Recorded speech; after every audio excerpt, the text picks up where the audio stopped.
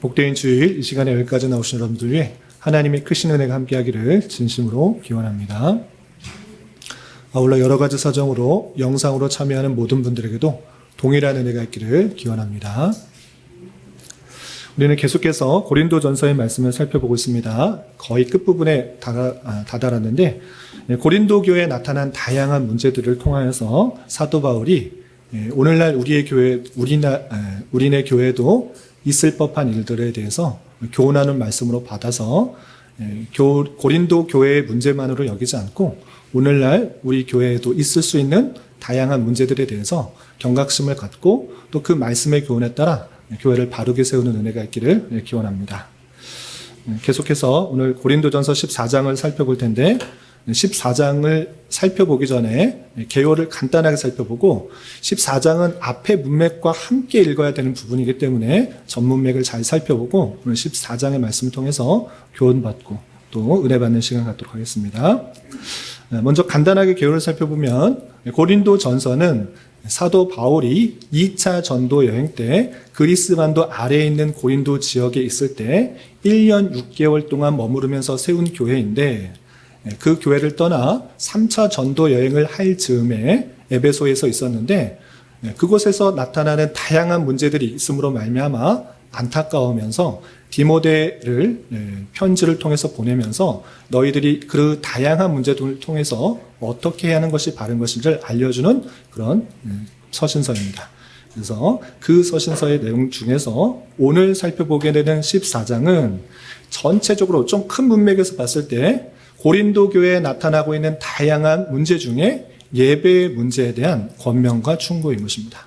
그럼 고린도 교회는 어떤 예배 모습들이 있었는가라고 할 때 다른 교회와 달리 고린도 교회에서는 다양한 은사들이 나타나고 있었습니다.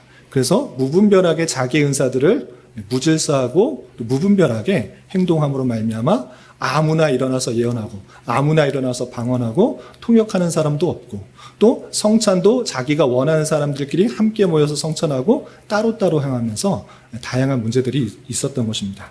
그래서 사도 바울은 하나하나 차근차근히 예배 가운데 어떤 것들이 있어야 되는지를 알려주는 것입니다. 그래서 11장에서는 기도와 예언을 할 때도 아무렇게나 하는 것이 아니라 남자와 여자가 구별되어서 그렇게 바른 자세로 예언을 해야 된다라는 것들을 알려주고 또 덧붙여서 성만찬도 함께 주님의 몸을 함께 나누어서 하나됨을 이룰 수 있도록 해야 된다라는 것들을 알려주고 있습니다.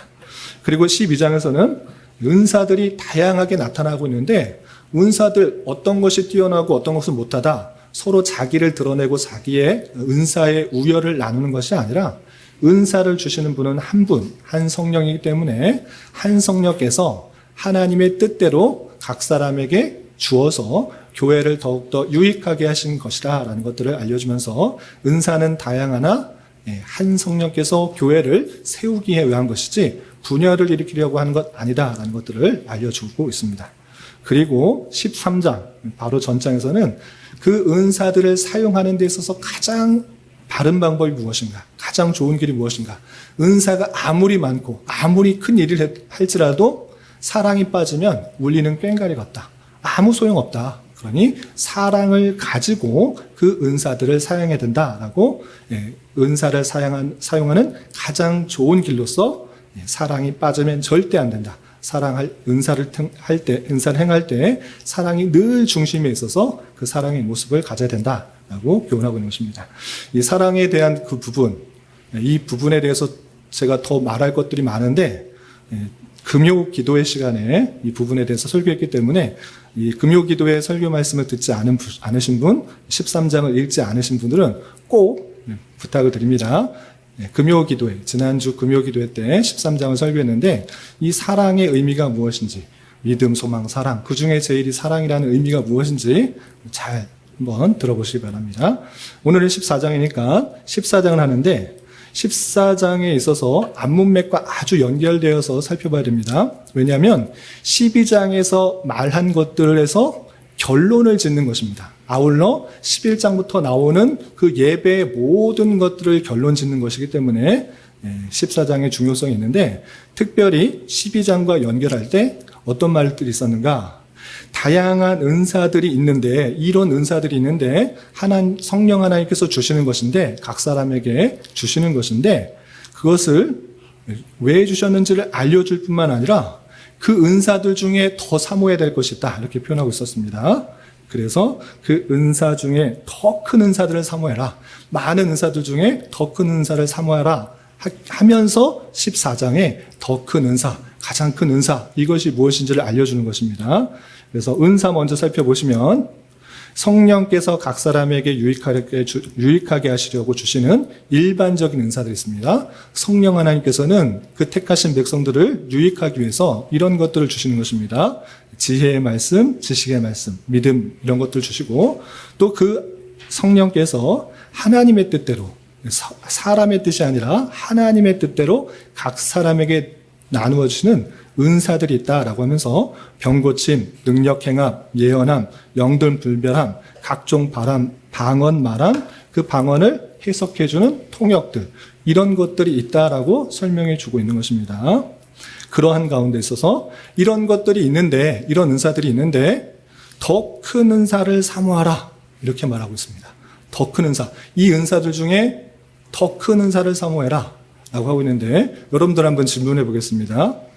지혜의 말씀, 지식의 말씀, 믿음, 병고침, 능력 행함, 예언함, 영들 분별함, 각종 방언 말함, 방언 통역함, 이런 은사들을 쭉 말하고 있는데, 여러분이라면 어떤 것들을 가장 갖고 싶습니까? 한번 질문해 보겠습니다. 우리 시호, 이런 은사들 중에 내게 꼭 있었으면 하는 그런 은사가 있다고 그러면 어떤 게 있어요? 아무거나.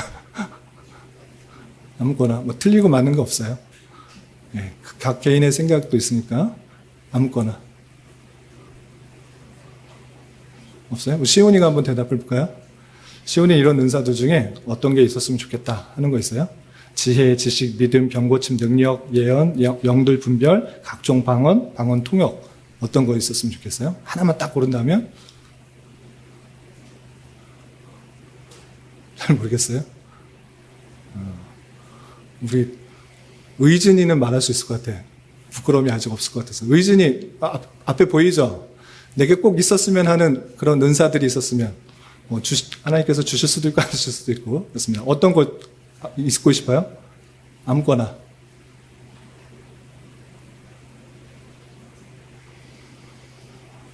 네, 시간이 많이 지나갔네요. 예, 그냥 말할 줄 알았는데.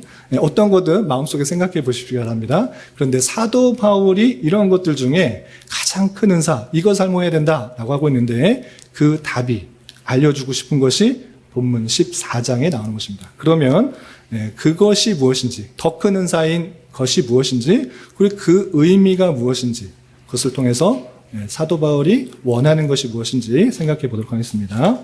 14장 1절에 보면 그 정답이 나와 있습니다. 사도 바울이 더 큰 은사를 무엇이라고 하는지 14장 1절 말씀 같이 한번 읽어보겠습니다. 시작. 사랑을 추구하며 신령한 것들을 사모하되 특별히 예언을 하려고 하라. 예, 마음속에 생각했던 것과 맞나요? 나도 예언 생각했는데 사도 바울과 똑같다, 이러신 분도 있고, 난 다른 거 생각했는데 다르네, 이럴 수도 있습니다. 그렇다면 사도 바울이 사랑의 방법을 가지고 다양한 은사들을 사용하되 특별히 무엇을 하도록 말하고 있는가? 예언을 하라고 했습니다. 그럼 예언이 도대체 뭔데 예언을 하도록 했는가? 그 내용들을 다음 말씀 통해서 잘 살펴보되, 특별히 예언의 중요성들을 말할 때 완전히 대조적으로 방언과 대조를 하면서 예언을 부각시키고 있습니다. 그러면 방언보다 왜 예언을 하도록 하고 있는지, 왜 방언을 반대적인 것들을 들여서 예언을 하도록 하는지 계속해서 살펴보도록 하겠습니다. 2절부터 5절까지 쭉 한번 읽어보겠습니다. 시작. 방언을 말하는 자는 사람에게 하지 아니하고 하나님께 하나니, 이는 알아듣는 자가 없고 영으로 비밀을 말함이라. 그러나 예언하는 자는 사람에게 말하여 덕을 세우며 권면하며 위로하는 것이요, 방언을 말하는 자는 자기의 덕을 세우고 예언하는 자는 교회의 덕을 세우나니, 나는 너희가 다 방언 말하기를 원하나 특별히 예언하기를 원하노라. 만일 방언을 말한 자가 통역하여 교회의 덕을 세우지 아니하면 예언하는 자만 못하니라. 예, 방언을 대조하여서 설명하고 있는데 방언이 무엇인지 2절에서 잘 설명하고 있습니다. 그래서 방언, 제주도 방언, 경상도 방언, 사투리 이 정도를 말하는 것이 아니라 완전히 다른 말을 말하는 것입니다. 이해할 수 없는 그런 말을 말하는데 여기서 한 가지 구별해야 될 것이 있는데 사도행전 2장에 오순절 성령 강림 사건으로 말미암아 방언이 나타났습니다. 그런데 그 방언과 고린도 교회에서 나타나는 방언이 똑같지 않습니다. 왜냐하면 사도행전 2장을 강해할 때 분명히 말씀드렸고 또 살펴볼 수 있다시피 성령이 강림하여서 그 모여있는 제자들 그리고 성도들이 한 말을 전혀 못 알아듣은 것이 아니라 각 난곳 방언, 이방 나라들의 말로 했기 때문에 그 이방 사람들이 모여있는 사람들이 어떻게 저기 사람들이 우리나라 말을 하느냐라고 알아들었습니다. 그렇기 때문에 그 사도행전 2장에서 나오는 방언은 외국어라고 이해하시면 될 것이고 오늘 고린도 교회에서 나오는 것은 외국어를 포함한 알아들을 수 없는 신비한 영적인 그런 말이다 이렇게 생각하시면 되겠습니다. 그래서 방언을 말하는 사람은 사람에게 하는 것이 아니라 하나님께 하는 것이고 영으로 비밀을 말하는 것이다. 그래서 방언하는 사람은 사람에게 하는 것이고 알아듣는 사람이 없기 때문에 방언을 아무리 많이 해도 교회에 알아듣는 사람이 없으니 교회에 덕이 된다 안 된다? 덕이 안 된다. 유익이 안 된다. 그러나 방언을 했다라는 그 사람, 저 사람은 신비한 은사를 받았어.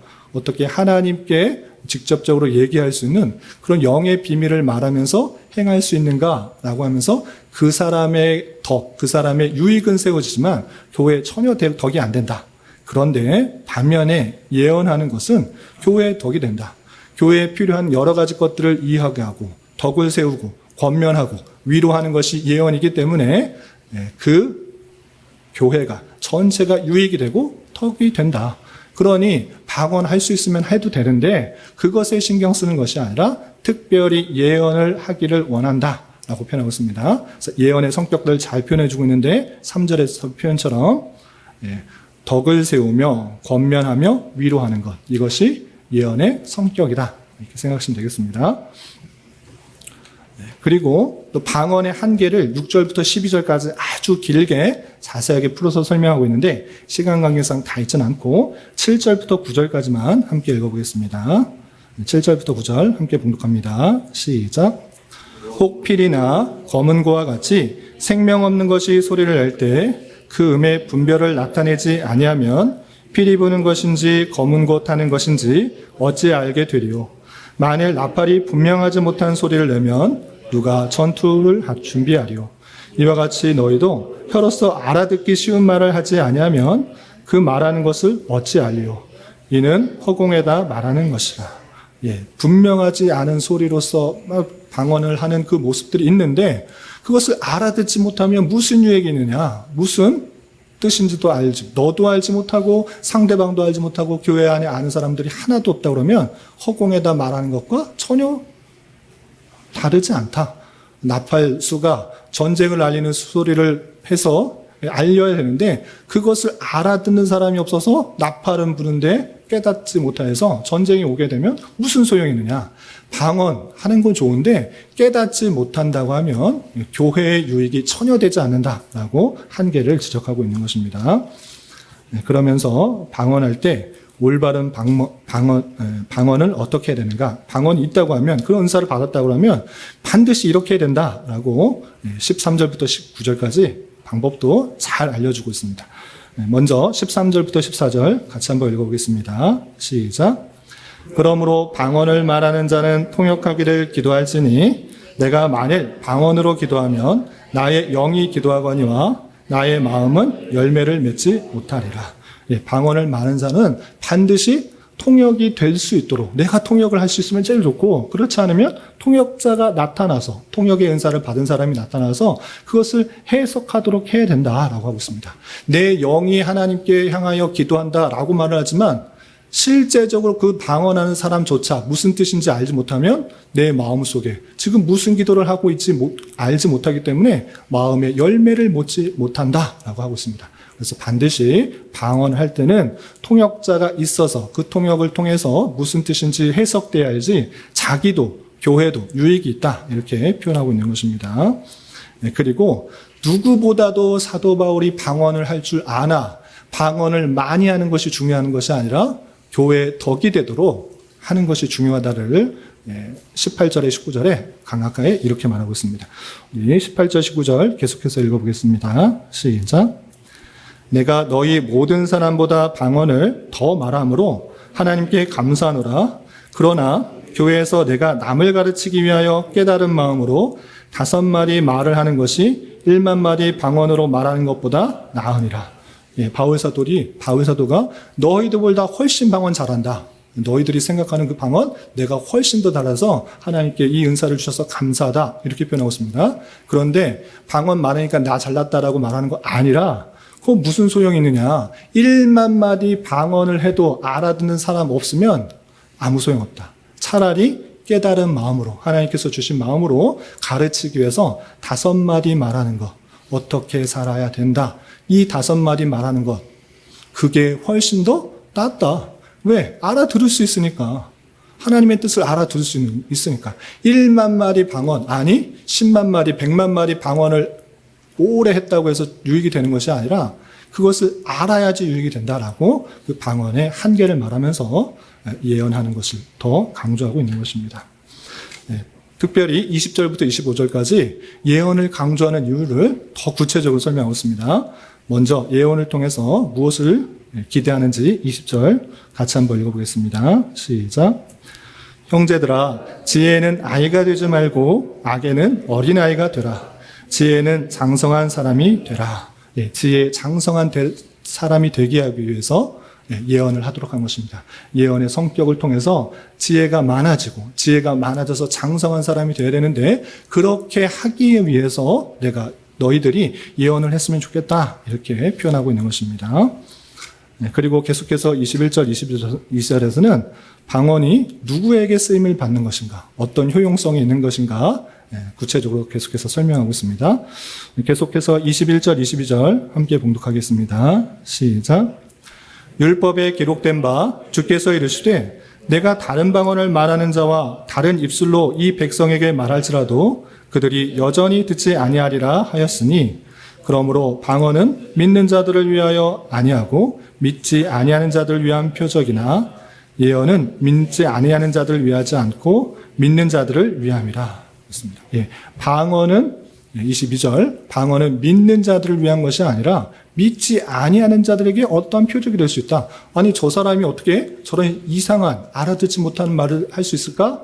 믿지 않는 사람들이라면 이상한 표적이네라고 유용할 수도 있다. 그러나 예언은 믿지 아니하는 사람들이 아니라 믿는 자들에게 많은 유익이 된다. 이렇게 둘의 차이를 알려주고 있습니다. 그러면서 방언이 교회 안에 나타났을 때 오해 가능성, 그러나 예언이 나타났을 때 더 큰 유익이 있다는 것을 계속해서 23절부터 25절까지 이렇게 밝히고 있습니다. 우리 함께 23절부터 25절까지 봉독하겠습니다. 시작.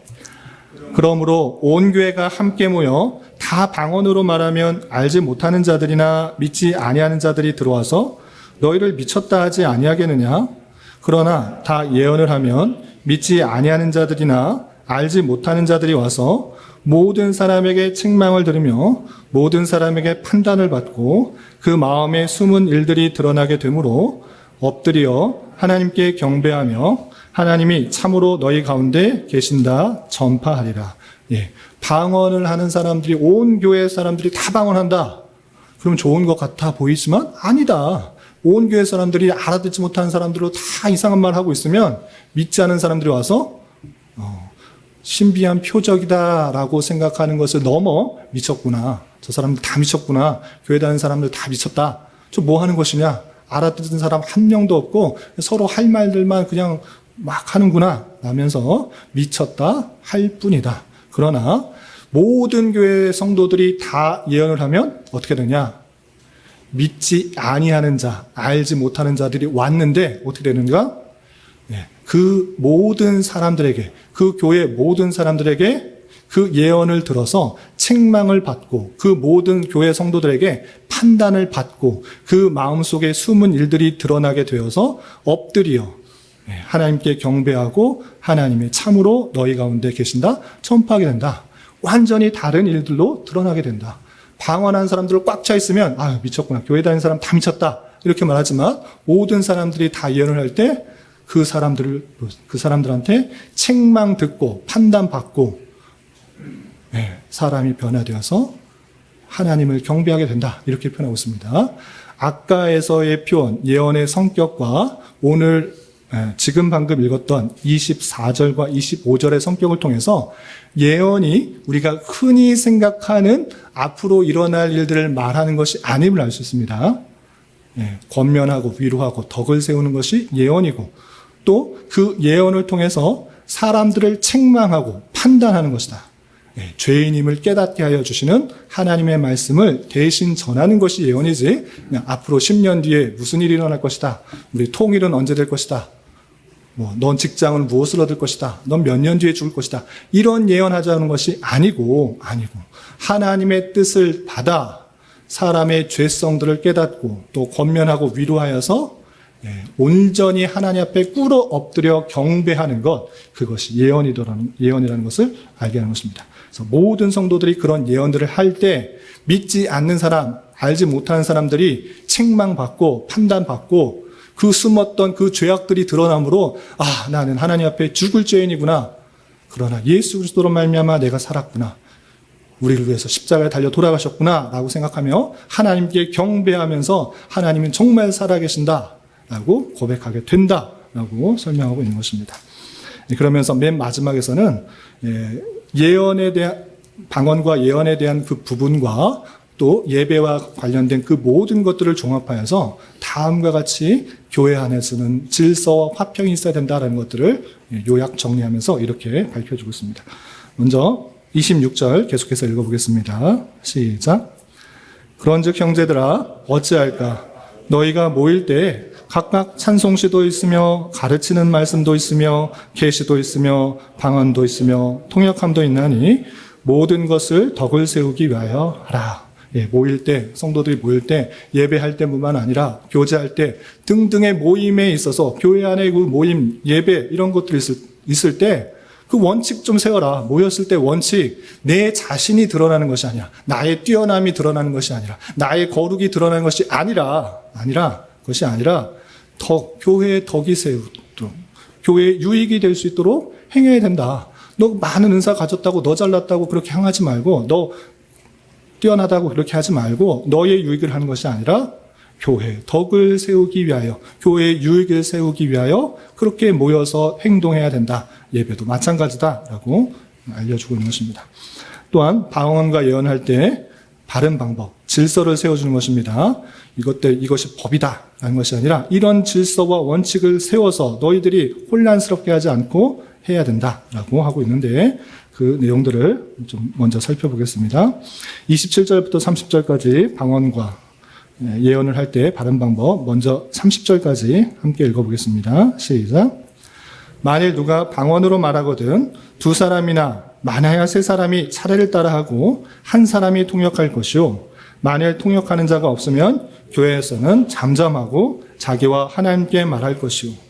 예언하는 자는 둘이나 셋이 말하고 다른 이들이 분별할 것이요. 만일 곁에 앉아있는 다른 이에게 계시가 있으면 먼저 하던 자는 잠잠할지니라.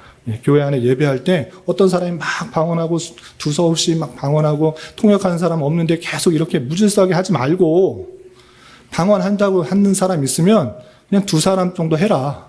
아니 많아야 세 사람 해라. 그리고 통역할 사람 없으면 하지 마. 그거 하지 마.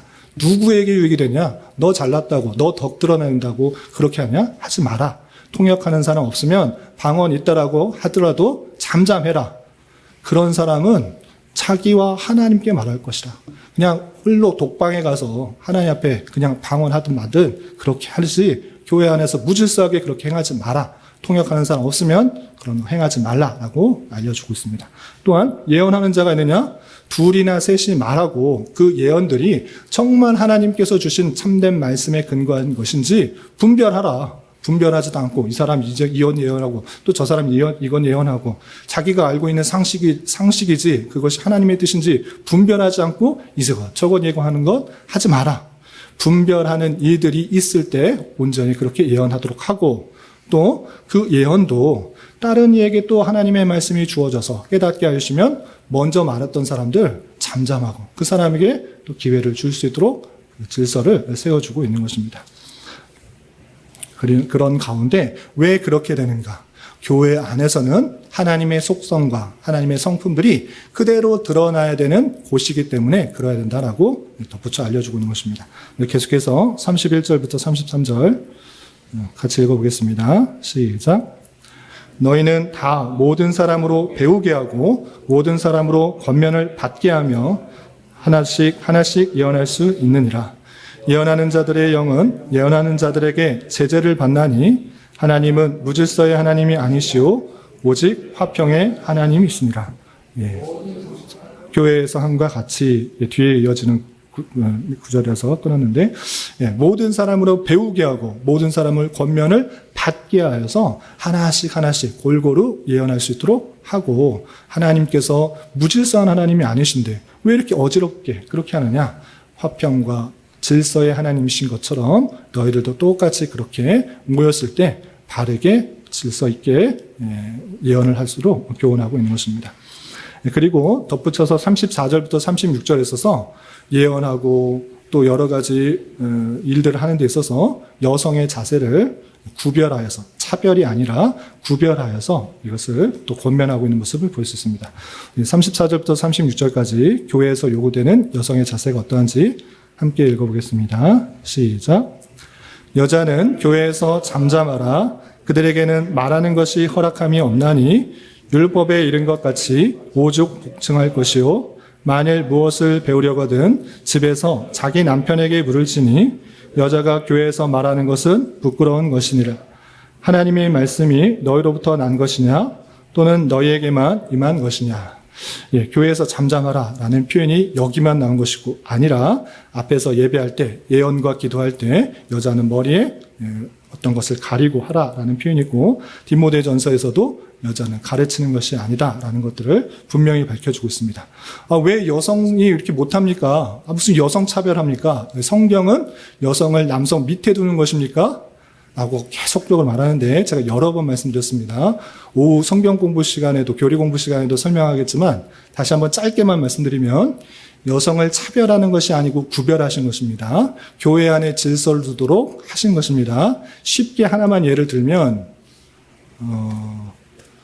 여러분 여성들이니까 빨래 하시잖아요. 빨래 하실 때 물론 손으로 하시는 분도 있지만 요즘은 다 세탁기와 건조기가 있잖아요. 세탁기를 만드시고 건조기를 만드신 이유가 있는 것입니다. 건조기가 왜 나는 다 빨래된 것만 건조해야 되느냐? 나 싫다. 나는 빨래부터 담그라. 먼저 내 그 빨랫감을 나에게 다오 하면 건조기에 들어갔다 세탁기 들어가면 됩니까? 안 된 겁니다. 만드신 이유와 목적이 있는 것입니다. 차별을 둔 것이 아니라 구별을 둔 것입니다. 그래서 어떤 사람도 세탁기는 좋은데 건조기는 못해. 이렇게 말하는 사람이 있습니까? 오히려 건조기, 저 건조기 참 좋다. 이렇게 말하고 완성할 수가 있는 것입니다. 남자와 여자를 구별하신 것은 그 구별과 질서를 통해서 하나님께서 원하시는 것들이 있도록 하는 것인데 그것을 차별이다, 똑같이 해야 된다라고 말하는 것은 창조 질서에 대해서 위배되는 것입니다. 교회 안에서 직분과 가르침에 관한 것도 마찬가지입니다. 여성에게는 잠잠하도록 한 것은 차별이 아니라 구별인 것입니다. 그 앞에서 11장 11절에서도 주 안에는 남자 없이 여자만 있지 아니하고 여자 없이 남자만 있지 아니하다 구별하지 않았습니다. 차별하지 않았습니다. 똑같이 인격적으로 존중한 존재인데 구별 두어서 하고자 하시는 들을 다르게 하는 것입니다. 그것을 물리치고 나는 여자는 못하는 게 어딨어. 나는 하나님 말씀 상관없이 창조주에서 상관없이 나는 할 거야. 이것이 아니라 여성대 구별된 자세가 있다는 것을 표현하고 있는 것입니다. 이 내용은 오후 교리 공부 시간에 더욱더 자세하게 다루도록 하겠습니다. 그리고 마지막 방언과 예언 사용에 대한 마지막 당부를 하고 마치는데 37절부터 40절까지 마지막으로 함께 봉독하겠습니다. 시작. 만일 누구든지 자기를 선지자나 혹은 신령한 자로 생각하거든 내가 너희에게 편지하는 이 글이 주의 명령인 줄 알라. 만일 누구든지 알지 못하는 그는 알지 못한 자니라. 그런즉 내 형제들아 예언하기를 사모하며 방언하기를 금하지 말라. 모든 것을 품위 있게 하고 질서 있게 하라. 예. 누구든지 자기가 선지자, 나는 신령한 자, 뭘 좀 아는 것 같다 이렇게 생각하면 내가 쓴 글이 그냥 바울 사도의 견해 이렇게 생각하지 말고 하나님의 주신 바울 사도에게 주신 주의 명령인 줄 생각해라. 그렇게 말하는 것입니다. 그리고 모든 것을 행할 때 기준 품위 있게 하고 질서 있게 하라. 하나님께서 그런 분이신데 교회 안에 나타나는 그 성도들이 무질서하게 서로 자기가 잘났다고 드러내기만 하고 혼란스러운 것 행하지 말라라고 하면서 맞춰지게 됩니다. 이 내용을 통해서 교훈받을 수 있는 것들을 세 가지로 정리하겠습니다. 첫 번째, 사도 바울이 방언보다 예언을 하도록 한 이유가 무엇인가 잘 생각해 봤으면 좋겠습니다. 세 가지로 정리할 테니까 집중해서 잘 정리하시기 바랍니다. 사도 바울이 특별히 예언을 강조하고 있는 것입니다. 너희들이 가장 큰 은사를 사모하라 하면서 예언을 하라고 하는 것입니다. 근데 예언을 강조하기 위해서 대조적인 방언을 들고 설명하고 있는 것입니다. 방언은 해봤자 너만 드러낸 것 아니냐. 너의 유익과 너의 덕만 드러낸 것 아니냐. 그러니 그것은 성도들에게 유익이 안 되니 예언을 하도록 하라. 예언은 너와 또 성도들에게 함께 유익이 되니까 그렇게 하도록 한 것을 보여준 것입니다. 이것을 통해서 우리에게 주신 다양한 기회, 달란트, 은사 이것들이 어디로 향해야 되는지를 잘 보여준 것입니다. 교회 안에 성도들과 어우러져서 드러나서 행동할 때 내 자신의 어떠함이 드러나길 바라는 것 상당히 조심스러운 것이고 하지 말아야 될 행동인 것입니다. 어쨌든 그 유익과 기회, 다양한 것을 통해서 나는 이렇게 잘 산다. 이런 것들이 드러나는 것이 아니라 나 유익을 통해서, 나의 기회를 통해서, 나의 은사를 통해서 함께 잘 되고 유익이 되고 덕이 될 수 있도록 하는 것, 그것이 가장 좋은 신앙생활이고 교회 생활이고 은사다라는 것들을 밝히고 있는 것입니다. 그런 의미에 있어서 내 자신이 교회 안에서 어떤 자세로 삶을 살아가는지를 확인해 봐야 될 것입니다. 내가 많이 수고하고 노력하고 봉사했으니까 나 좀 알아주기를 바라는 것, 그것은 상당히 조심스러운 것입니다. 모쪼록 내 수고와 봉사와 섬김과 은사들을 통해서 어떤 한 성도더라도 바로 세우고 유익이 되고 또 공동체의 덕이 될 수 있도록 행하는 것, 그것이 마땅한 자세요 은사의 기회의 달란트의 표현이다라고 할 수 있는 것입니다. 우리의 모습들을 보면서 삶과 교회의 유익과 덕이 될 수 있도록 은사와 기회와 달란트와 모든 것을 활용할 수 있어야 될 것입니다. 이런 은혜가 저와 여러분 우리 모두에게 있기를 진심으로 기원합니다. 두 번째, 이거 아주 중요한 것이니까 잘 들어주시기 바랍니다. 사도 바울은 왜 방언과 달리 예언을 통해서 유익이 있다고 말하는가? 왜 가장 큰 은사를 예언하도록 하는가? 이거 잘 생각해야 됩니다. 바울 사도가 병 고치는 은사, 또 통역하는 은사, 예언하는 은사, 다양한 은사들을 말하는데 가장 큰 거 사모해야 된다. 그러면서 예언을 말하고 있습니다. 왜 예언을 말했는가? 이것을 아는 것이 중요합니다. 그래서 사도 바울이 말하는 예언은 우리가 10년 뒤에 어떤 일이 있을 것이다. 20년 뒤에 어떤 일이 있을 것이다.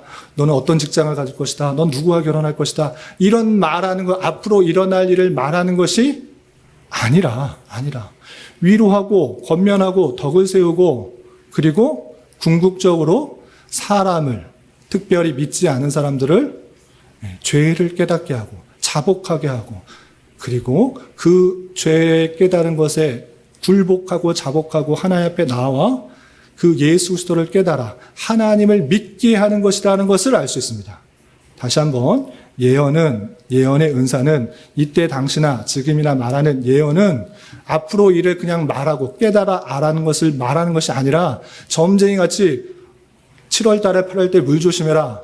12월 달에 얼음 조심해라. 눈 조심해라. 이딴 말 하는 거 아니고, 그런 예언 아니고, 하나님의 말씀이 온전히 선포되어서 그 말씀대로 그 성도가 죄를 깨닫고 위로를 받고 또 예수 그리스도를 깨달아 하나님 앞에 자복하게 되는 것, 그것을 예언이다 말하고 있는 것입니다.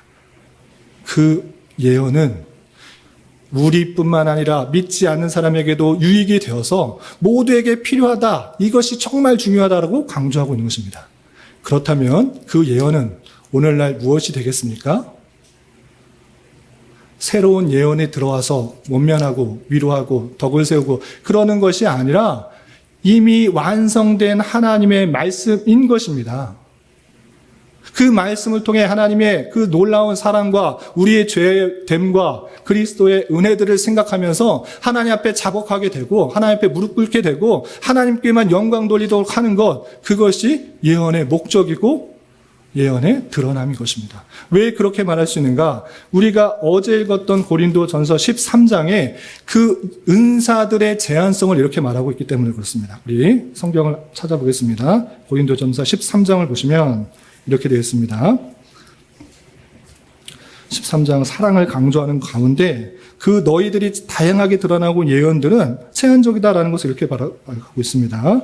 고린도전서 13장 8절부터 10절까지 같이 한번 읽어보겠습니다. 시작.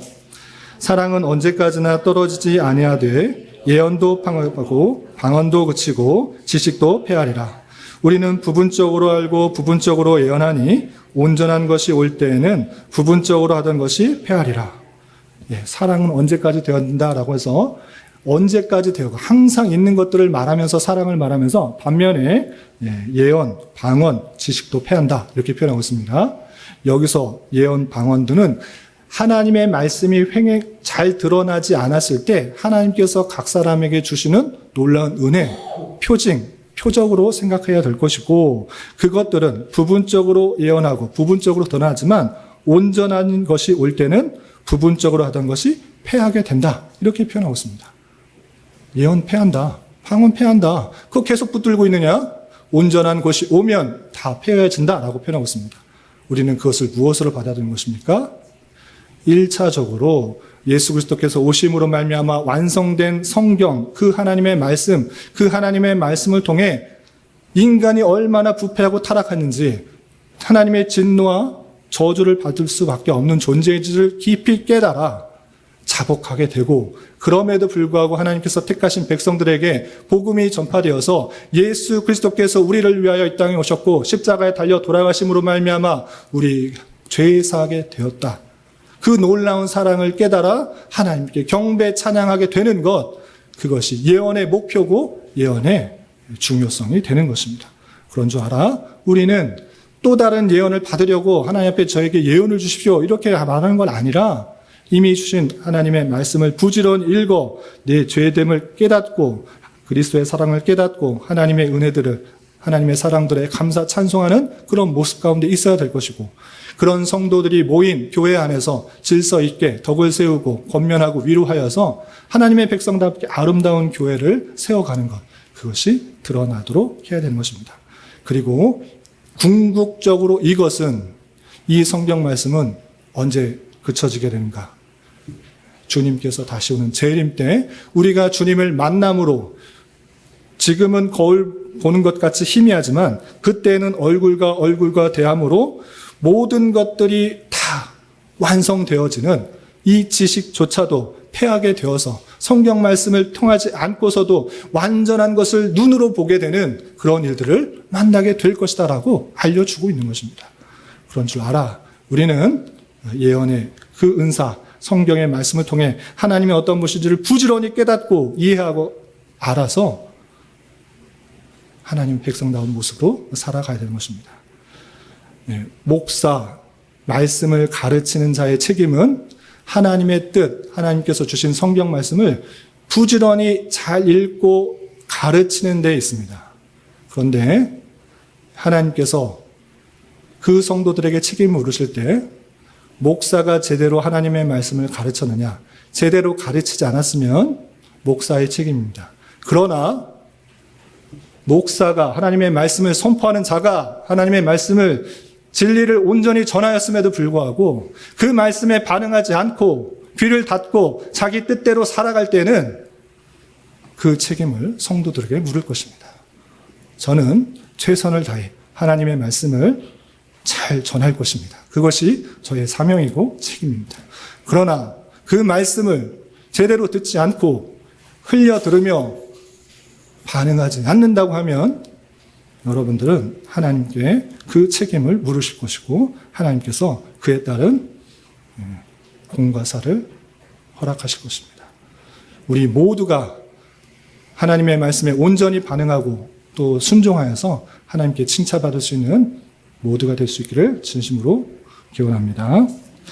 한 가지 더 짧게 말씀드리겠습니다.